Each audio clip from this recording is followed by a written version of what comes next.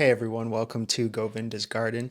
My name is Lee, and in this video, I'm going to share 3 lessons I learned about protecting fig trees in the winter. We live in Western North Carolina in USDA Zone 6, which is a very cold region for fig trees. This past winter, when the figs were dormant and the leaves were all shriveled up and have fallen off of the tree, I wrapped them with 3 layers. The first layer was burlap, a couple wraps around the tree with that, and then I found some used carpet rolls and I used that wrapped around the tree. I did tie the branches together to reduce the overall size, and then finally I put tarp over the exterior. The trees remained in that wrapping throughout all winter for about maybe 3.5 months until March 14th, when we were starting to get strong signs of spring. I thought it was a good time to unwrap the trees, and I'm going to show you the results. When I started doing the unwrapping, one of the first things I noticed was that there were some mold spots on the tree. There was this kind of whitish colored mold on some of the branches.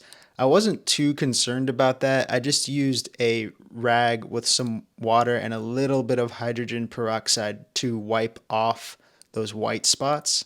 Mold usually occurs in damp areas that don't have good airflow or ventilation. So that's kind of my first lesson that I learned, is that the tree needs ventilation.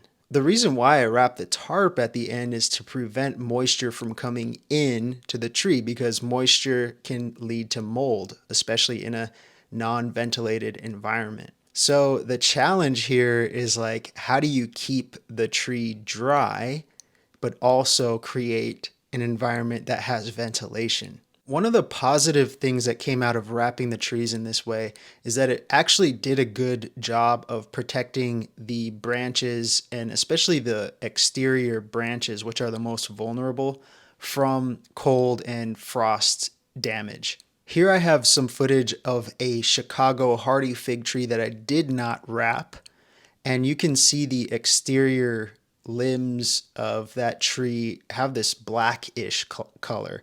Now, black is not something you generally want to see on the branches of a fig tree. And what this tells me is that the cold air that we had during winter actually had a damaging effect on the branches. But with the wrapped fig trees, you can see it just didn't receive that cold damage. The second lesson I learned, and this was very important to me and something I'm going to change next year. Next year, I am not going to be wrapping all the way from the bottom of the tree. Why? Because look at this. I noticed this result with a few of the fig trees we wrapped, is that the bottom of them were actually starting to deteriorate from worm and insect damage. What happened was these worms and insects were actually eating the outer bark of the fig tree because it was softened by the moisture. I think if the bottom of the tree, very closest to the ground, is left unprotected, we're going to have more airflow there, which means it's going to dry out easier and create a less fertile environment for these worms. And it also will expose any worms to the birds, which use them as food. So the third lesson I learned is related to the exterior branches of the tree. I remember reading a quote someone would say on the fig forums, like, red means dead. So if the color of your branches has this reddish orange color, it's dead.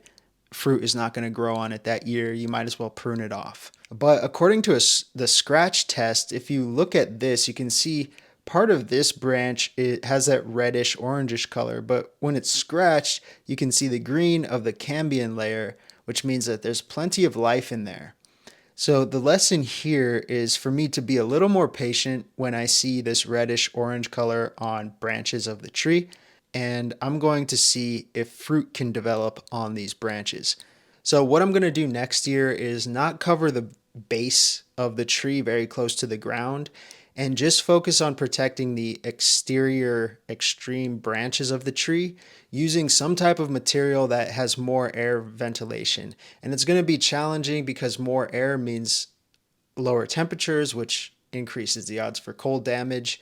But I need to kind of just have more experience with that and figure out what works best for me and my situation where I live.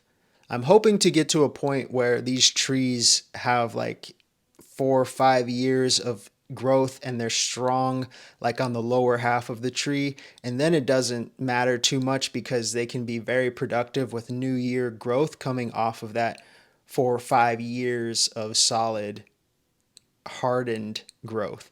So springtime is now here, and I hope you all are having a great season so far. Wishing you the best of luck, and would love to hear from you in the comments. And I'll see you next time.